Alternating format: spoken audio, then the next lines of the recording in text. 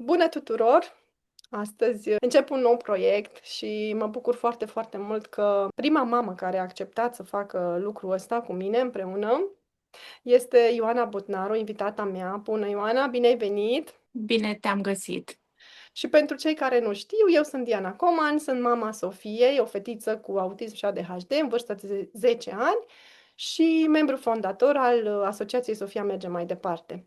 Am început acest proiect în urmă cu 4 ani, speranța de a ajuta alți părinți de copii speciali, ca și mine, de a forma o comunitate, un grup de suport și astăzi am un plan ambițios, foarte, foarte mare, acela de a deschide în Brașov un centru Respiro pentru copii cu autism și ADHD sau alte dizabilități. Să trecem la proiectul meu, în care Ioana a acceptat să intre cu toată, nici nu știu cum să zic, și cu toată seriozitatea și în același timp foarte deschisă așa la ce se așterne în fața noastră. Nu mi-am făcut o prezentare nici pentru mine, nici măcar pentru tine, pentru că am vrut să te prezinți tu și de aceea încep prin a-ți adresa întrebarea: cine ești tu?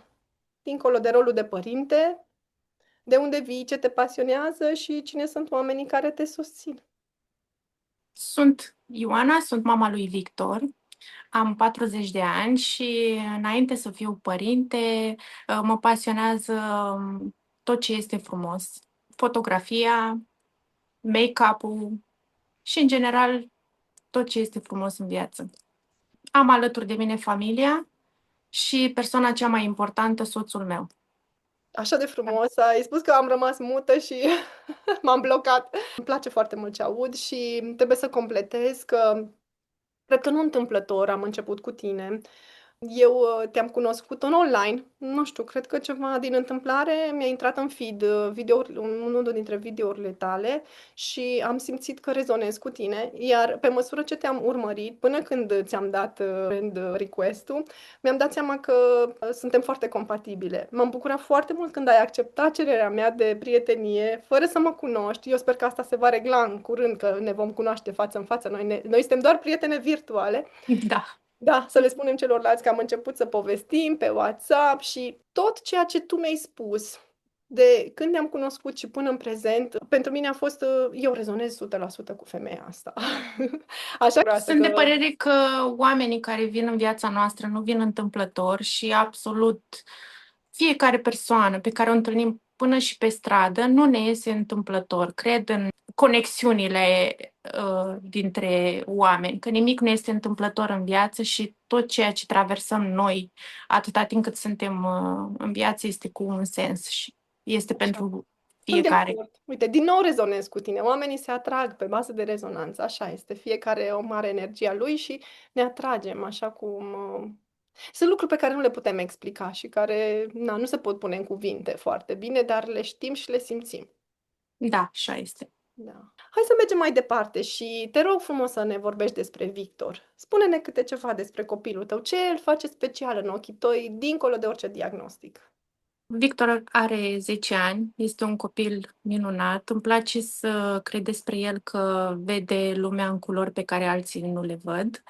Este pasionat de puzzle-uri, îi place jocul cu apa și construcțiile și iubește foarte tare plimbările în natură. Cred că acolo este o lumea lui, lumea care îl înțelege. Natura este foarte importantă, poate partea cea mai importantă când vine vorba de Victor.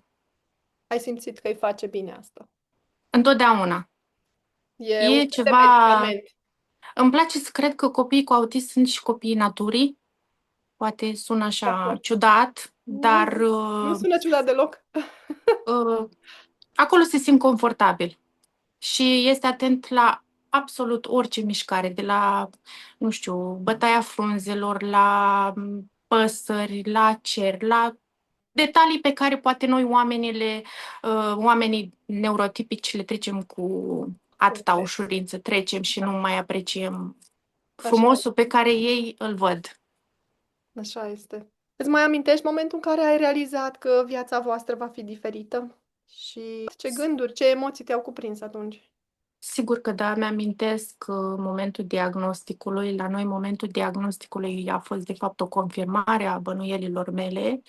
A fost un moment de șoc, cu multă teamă, cu multe necunoscute, dar mi-am promis că o să ne găsim drumul nostru.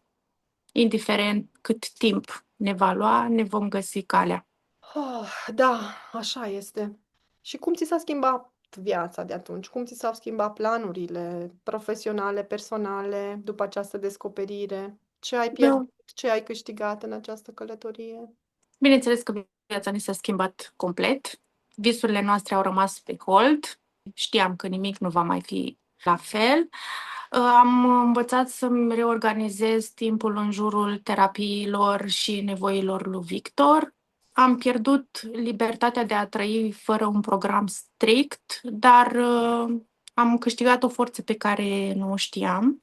Nu știam că o am și am descoperit frumusețea progreselor mici. Un cuvânt nou, un gest neașteptat, care pentru noi o privire, orice progresul mic al copiilor noștri este bucuria noastră mare. Așa este. Copiii aceștia special ne ajută să ne bucurăm de lucruri mici, care poate în viețile altor familii sunt niște banalități. Exact. Orice, nu știu, faptul că îți zâmbește copilul tău, faptul că are contact vizual cu tine, faptul că îți cere ceva, pentru că știm că acești copii învață foarte greu să ceară. E o bucurie pe care doar noi, părinții de copii speciali, o înțelegem și cu toate acestea ne dorim și ca ceilalți să vadă Progresul lor. progresul lor și ce înseamnă parcursul copiilor cu nevoi speciale pentru societate. Pentru că este un efort. Copiii noștri fac niște eforturi, le-aș spune eu, supraomenești. Da, Pentru că și un alt lucru pe care vreau să-l punctez e că noi mereu cerem de la ei, dar poate ar fi timpul să facem și noi ceva pentru ei. Nu numai să cerem, să facă copilul nostru. Toți ne dorim, bineînțeles, copiii noștri să fie într-un continuu progres. Dar trebuie și să învățăm să apreciem progresele, oricât de mici ar fi ele. da, și să avem răbdare. Exact. Răbdarea este esențială. Deci au trecut și la tine 9 ani de la diagnosticare? Victor are 10 ani, Cam. aproape 9, da, imediat se Da. fac. Deci un drum destul de lung în Și următoarea spate. mea întrebare ar fi ce rol a avut familia, prietenii și comunitatea în sprijinul tău? Dacă te-au ajutat să faci față, pentru tine să fii ajutată să faci față sau să faci parte dintr-un grup care te ajută în cazul în care ai acest privilegiu. Cel mai mare sprijin al meu este soțul meu. Este omul care mă ridică atunci când obosesc și are răbdare. Reușește de fiecare dată să mă ducă pe linia de plutire. Bineînțeles că și familia este importantă.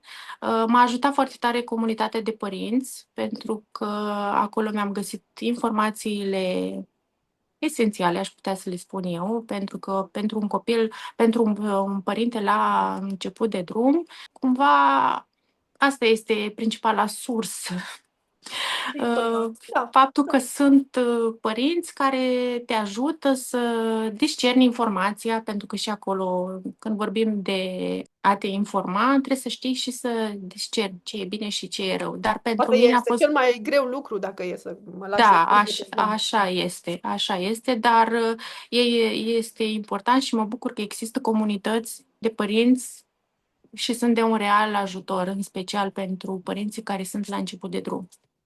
Așa este, sunt de acord cu tine și eu nu am știut de existența acestor comunități, am fost nevoit să creez eu una micuță a mea și, după cum spuneam ceva mai devreme, înainte să pornim înregistrarea, pentru mine să fiu între aceste mame care au cazuri mult mai grave a fost un duș rece și m-a ajutat să merg mai departe, să devin mult mai recunoscătoare pentru ceea ce am și mai conștientă și mi-a dat energie și putere. Încurajările lor, dar și inclusiv expunerea la situații mult mai grave decât ale mele, recunosc, m-a ajutat. Ioana, vreau să te întreb cum a reacționat societatea față de situația voastră?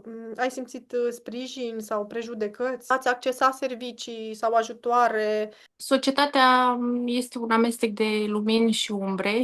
Am întâlnit oameni buni, dar și priviri reci. Am accesat terapii, dar drumul până la a găsi omul potrivit este un drum plin de obstacole. Din nefericire, lipsește empatia, răbdarea, înțelegerea și, cu părere de rău, de cele mai multe ori, profesionalismul.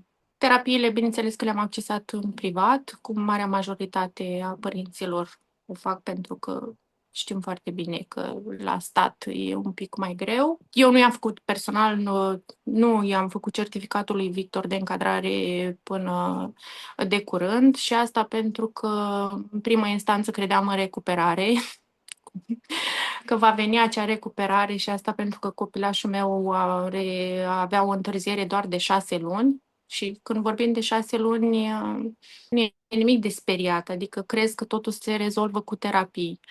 Dar pe măsură ce a trecut timpul, se vede decalajul din ce în ce mai mult, din nefericire pentru noi. Chiar dacă am început terapiile la momentul oportun, gradul de afectare întotdeauna își va spune cuvântul. Și sunt și perioade de regres. Exact, da. Sunt perioade de progres și de regres. Da, da.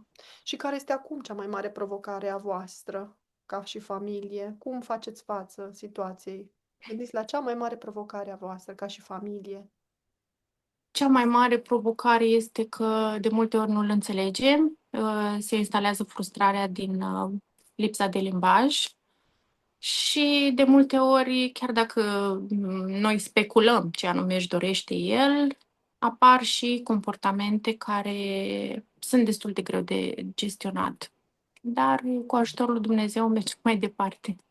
Îmi place să spun că nu te poți uita niciodată înapoi, tot timpul trebuie să mergi înainte și atunci trebuie să te adunci. Da, și din punctul meu de vedere, cazurile copiilor non-verbali sunt cele mai grave și acești părinți au cele mai mari provocări. Când reușești totuși să comunici cu un copil, indiferent de diagnostic și de gravitate, este cu totul altceva.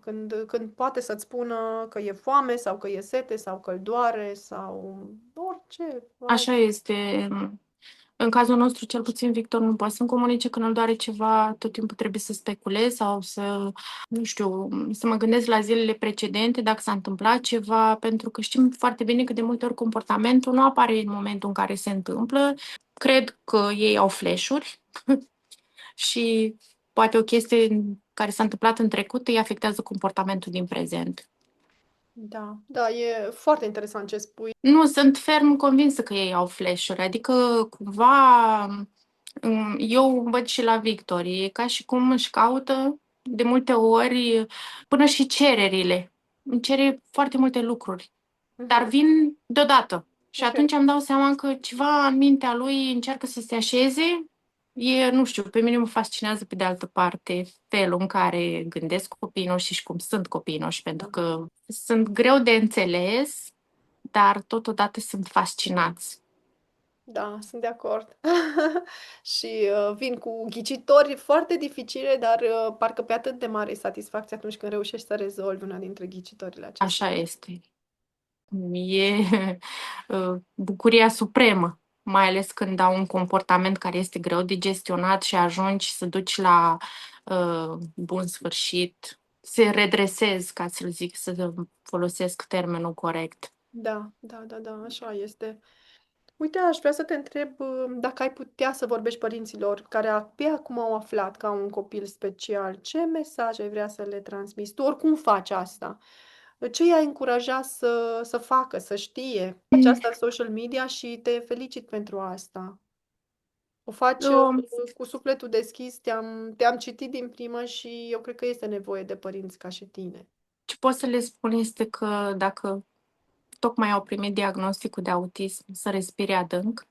Va fi o perioadă în care își vor pune întrebarea de ce eu, dar vreau să le spun că nu sunt singuri. Veți plânge, veți obosi, dar veți descoperi o forță și o iubire nemăsurată în copiii voștri și vă rog să vă căutați sprijin, să vă informați, dar să, înainte de toate și poate cel mai important, copilul vostru, să nu uitați că copilul vostru este mai mult decât un diagnostic. Și voi sunteți mai puternici decât credeți și chiar și eu, înainte de orice diagnostic, mă uit la Victor că este copilul meu și nimic nu poate schimba asta. Nici măcar diagnosticul de autism. Este un drum greu, anevoios pentru unii, dar, cum spuneam și mai devreme, progresele mici fac ca inima noastră să fie plină de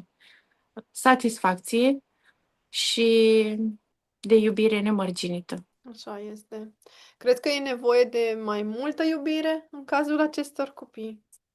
Da, aș De putea mai spune multă că da. răbdare decât să crești un Aș copil putea mic. spune că da, înainte de orice terapie, conectarea cu copilul tău este esențială și iubirea către el nu trebuie să te facă să uiți de copil. Pentru că de multe ori le spun părinților că, și mamelor în special, că puterea stă în ele. Pentru că cine îl înțelege mai bine pe copilul tău dacă nu tu? Tu îi știi nevoile și tu ești principalul terapeut. Adică într-o sală de terapie copilul tău merge 2 ore, dar apoi vine acasă către tine și tu trebuie să te adaptezi și să înveți. Pentru că vrem, nu vrem, ne transformăm din părinți în terapeuți, în medici, copiilor noștri. Este misiunea noastră. Și îmi place să spun că chiar dacă există această întrebare, de ce eu, copiii noștri nu vin întâmplător în viața noastră. Și îmi place să cred că ne aleg să le fim părinți.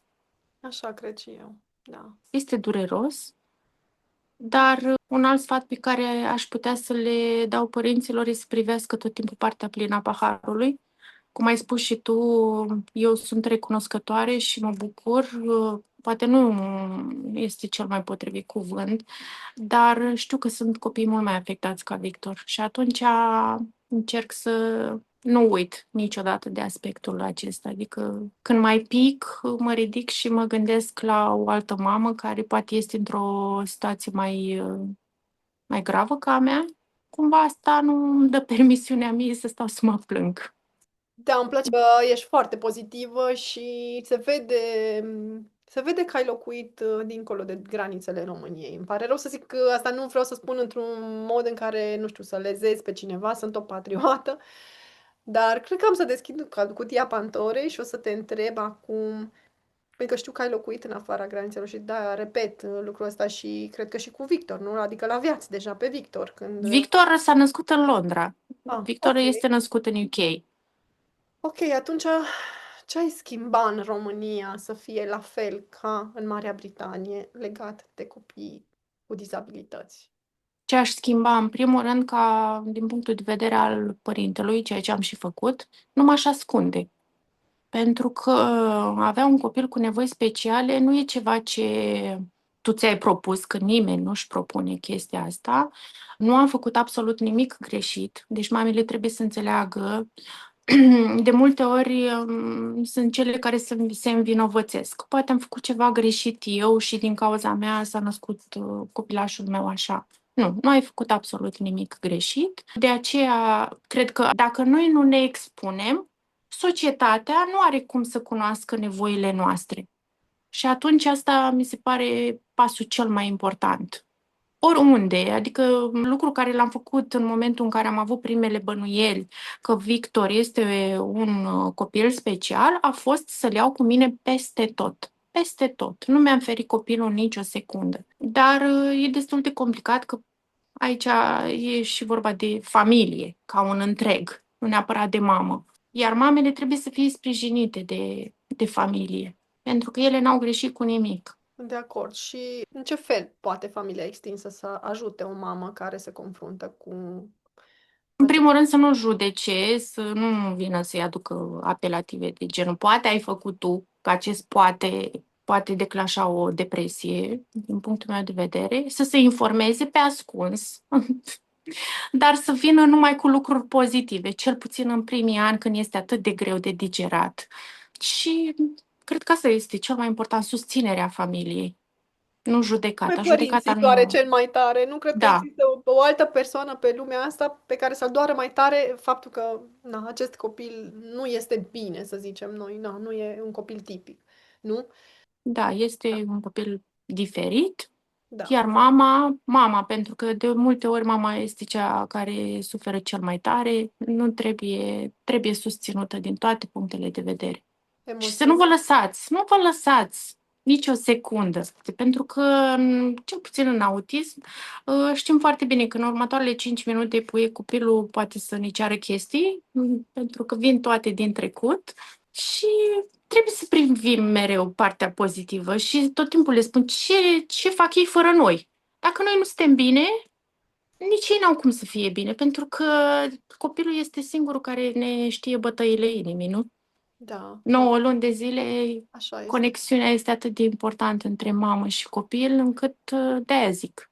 Și nu dispare până în... Cred că nu dispare decât odată cu dispariția noastră și a copilului. Conexiunea dintre mamă și copil. Așa Probabil este. că dispare doar când devenim și noi și ei Când plecăm în altă viață, când plecăm că în mie altă așa îmi parte. place Da, să zic că nu exact, se exact. termină.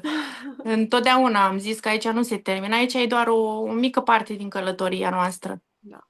De aceea și eu spun de foarte multe ori și a fost nevoie să știi inclusiv de tensiuni cu profesioniști, cu terapeuți, în care să fiu lăsată, să fiu recunoscută ca fiind cumva șeful de echipă terapeutică. Da? Pentru Păi, că mai bine ca mine nu o cunoaște nimeni pe fetița mea cu autism. nu, asta este cel mai adevărat. Tu Da, dar ești șeful de de foarte echipă, multe ori părintele. nu suntem recunoscuți ca fiind un fel de lideri informali ai echipei terapeutice. Bineînțeles, vreau să specific, în cazul părinților care își dau interesul să facă ce trebuie făcut pentru copii. Așa este, dar același lucru l-am făcut și eu. Cine îmi cunoaște cel mai bine copilul dacă nu eu? Îmi pare rău să zic, indiferent cât de specialist ești, copilul meu, în afară de acele 2 ore, 4 ore într-un cabinet, restul timpului este cu mine. Și cred că asta e un alt aspect. Ar trebui pus preț pe relația dintre terapeuți și părinți. Și mai mult Mai mult. tind să cred că 80% răspunsurile sunt la părinte și 20% la terapeuți și profesioniști. Eu cred că trebuie să se schimbe dialogul dintre ei, tonul dintre ei, abordarea generală. Am tot respectul pentru profesioniști. Eu cred că să alegi ca și domeniu să faci asta denotă o noblețe sufletească, că asta nu se face pentru bani, decât dacă într-adevăr percepi niște sume uriașe și există și cazurile acestea. Există, din nefericire există Da. și din ce în ce mai multe, aș putea spune. Cred că și tu ai observat că odată cu creșterea cazurilor sau Mulțirea, mulți da, și da, centrele de da. terapie, este foarte trist că nu știi în cine să ai încredere și este foarte trist că trebuie să-ți pui de 2 ori semne de întrebare în ceea ce privește terapia, terapeuții. Și poți avea surprize foarte neplăcute. Poți avea cred că un alt aspect important este instinctul matern. Nu uitați de el, că el nu vă minte niciodată. Unele lucruri poate nu sunt la vedere, pentru că sunt și terapeuți și terapii cu foarte mult marketing, cu foarte bun marketing, cu oameni care sunt doctori în marketing și reușesc să ne farmece, să credem că acolo găsim vindecare și recuperare completă și pe foarte mulți bani, evident, revin. Și asta trebuie să fie, din punctul meu de vedere, un semn de întrebare. Atunci când Da. ți se cer foarte mulți bani, mii de euro, pentru o terapie dată ca și fiind magică și extraordinară și vindecătoare și așa, deja trebuie să fie primul semn de întrebare. Iar prețul foarte ridicat trebuie să fie un al doilea semn de întrebare. Da, și știi, noi avem tendința să mergem la pomul lăudat cu sacul, cum s-ar zice, vorba noastră românească, dar nu întotdeauna e așa, că poți să ai surpriza să găsești omul potrivit fără să plătești atât de mult. Cred că Dar, e din importantă păcate, este compatibilitatea și cu copilul și cu părintele, într-adevăr. îmi pare rău să zic, dar cred că ar trebui să existe și acest malpraxis în terapie, aș spune eu, pentru că, din nefericire, sunt foarte multe cazuri de abuz.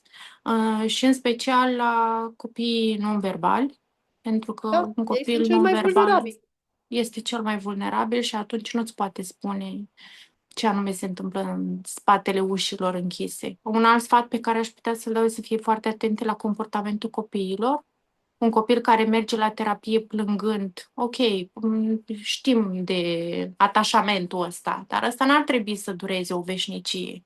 Ori dacă tu duci copilul o lună plângând zi de zi, trebuie să fii conștient, din punctul meu de vedere, că acel copil nu va învăța absolut nimic. Frustrarea lui este și Ceva nu e fondul lui bine, nu? emoțional este atât de afectat încât nu ai cum să vezi. Și atunci te întrebi de ce nu văd progres. Tocmai din acest lucru, pentru că trebuie să întâlnești omul potrivit care să creeze o conexiune cu copilul tău. De fapt, asta este profesionalismul. Cum ai zis și tu, să lucrezi cu un copil special, trebuie să fie o legătură emoțională care să se Și o faci, e o creeze. vocație pe care trebuie să o ai. Și o meserie aleasă din vocație și din pasiune și din iubire pentru copii. Nu, Exact. Nu poți să faci. Adică, în general, când lucrezi cu oamenii, dacă nu ai dragoste față de oameni și față de semeni, nu ai cum să da. lucrezi cu oameni. Sunt de acord cu tot ce ai spus până acum și subscriu la tot ce... Și îți mulțumesc că ai fost curajoasă și că ai spus pe șleau lucrurilor pe nume.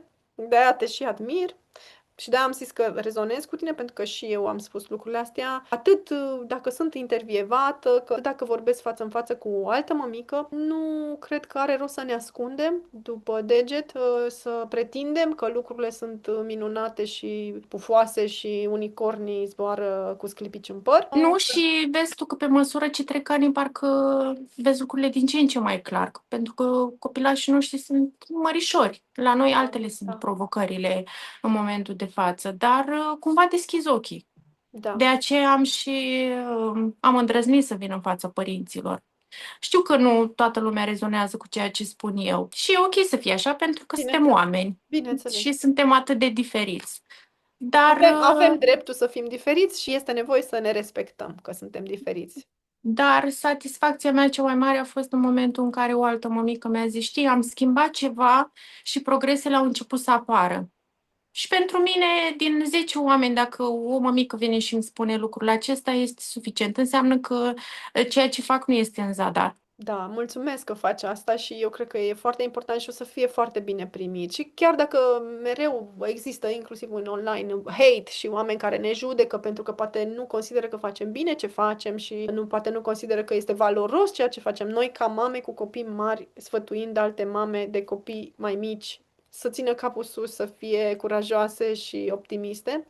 Așa este. Eu cred că e valoros și e nevoie de ceea ce facem noi, așa cum și noi învățăm de la mame cu copii mai mari decât noi și am ajuns să am niște exemple de femei absolut fabuloase pe care, care mi-au devenit niște coach în sine pentru felul în care mă învață cum să trec peste provocările care vin cu fiecare vârstă în parte, că într-adevăr românul are vorba aia cu copii mici, copii mari, probleme mari.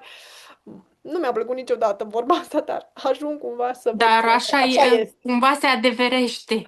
Că vrem că vedem sau nu, că să Da. credem sau nu, se Da, adeverește da, că, devin mai într-adevăr. complicate. Sunt mai... Spre Dificultatea exemplu, rezolvării lor e mai mare, să zicem. dacă până acum câțiva, nu, un an, doi, nu am avut provocări foarte mari, recunosc, cu Victor. În general, el este un copil liniștit. Odată cu trecerea anilor și se apropie Da, prepubertatea, da, da, încep să se vadă da, da, da. frustrările, personalitatea, că până la urmă copiii noștri au o personalitate. Și Puternică. cumva trebuie să respectăm și asta, că nu, Da, dacă eu mai zic, dacă nu mi-ar cere nimic și nu mi-ar bate cu piciorul, parcă n-ar fi așa de drăgălaș, chiar dacă eu mă supăr în momentul ăla. Dar îmi place să văd chestia asta la el. da. Da, de multe ori mai îmi spune să tac, îmi ridică degete. Să lași Și în pace cu prelegerile. Probabil că... exact.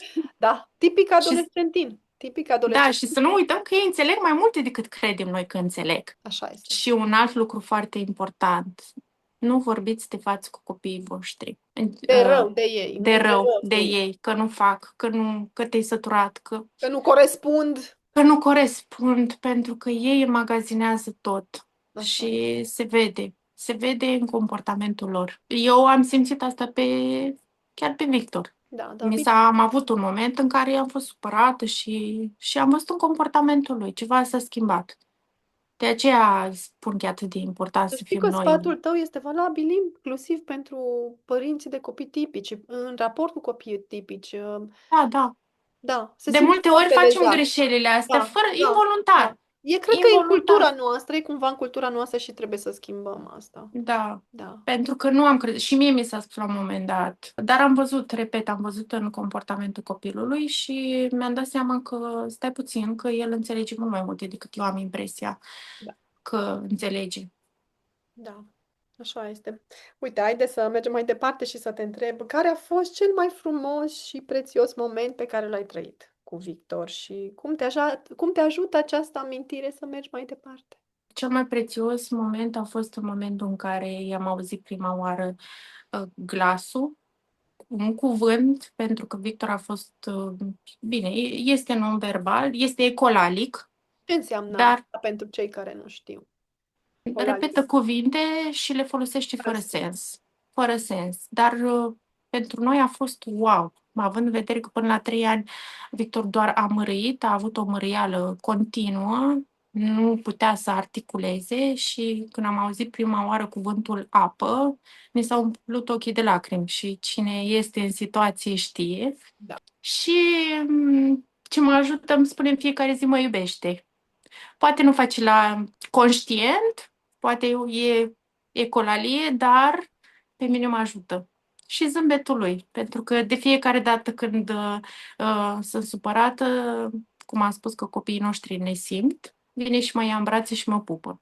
Deci, E ce trebuie să facă să se simtă mami mai bine. da, exact. Și să știu ei ce știu. Da, sunt iubire pură. Da, așa este. Sunt curați, suflete curate. Nu știu ce înseamnă rău Răutatea, și, minciuna. și câteodată poate mă gândesc că știu că sună urât, dar într-o lume în care trăim și vedem numai parte negativă, copiii noștri sunt forță, o forță. Așa este. Așa este. Uite ce vreau să te întreb, pentru cei care ne ascultă și vor să vă susțină cu adevărat, ca și familie, care e cea mai bună cale prin care pot să fac asta? În primul rând să se informeze despre ceea ce înseamnă autism, pentru că știm că și aici e mult de discutat și de multe ori noi ca părinți auzim, dar nu pare autist. Știu.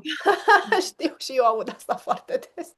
Să ne respecte, să nu uite că nu e nimeni vinovat că noi avem un copil special, că autismul nu alege în funcție de, nu știu, statut social, ori nu alege autism. Dar cred că informarea este cheia și conștientizarea. Și aș mai spune părinților de copii tipici să-și învețe copiii că în lumea asta suntem toți diferiți. Este foarte importantă educația. Și educația începe de acasă și se vede și la școală mai apoi, dar cred că de la părinți pornește cumva Bineînțeles. Sunt de acord. întotdeauna. Absolut. Asta Și este. vedem, adică cel puțin eu am văzut exemplu din afară. Văd cum sunt priviți copiii noștri în alte țări din Europa și văd cum sunt priviți copiii noștri în România. Și e trist. Dar Mai avem mult de învățat. Da. tocmai de aceea suntem aici ca să apelăm la ei, să rugăm să ne susțină, să se informeze, să educe și ei la rândul lor. Să fie toleranți, să se raporteze Da. la copiii noștri ca la Să nu orice ne privească copii cu umani. milă Exact. și nu cred că își dorește vreun părinte să audă cuvântul îmi pare rău că este așa, deci eu am o problemă. Da, da, da, da. Aici Îți apasă niște butoane, da, probabil. da, da, exact. Nu Da, cerem decât respect, toleranță și informare.